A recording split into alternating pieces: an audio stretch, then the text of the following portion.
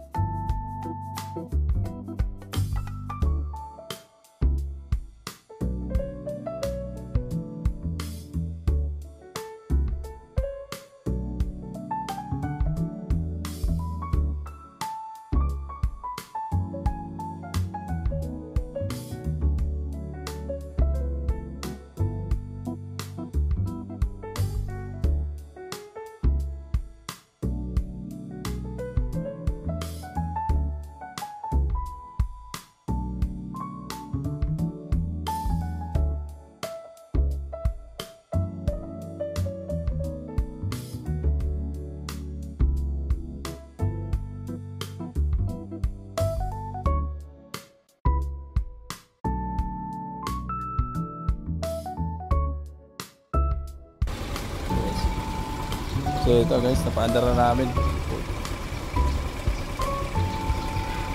So okay na goods na. Wala tayong problema. Balik mo to pre, balik mo tong topper yan. Kasi wala pa yung yung tornilyo nasa bag ko. Sige na, wala yan. Balik mo yan dyan.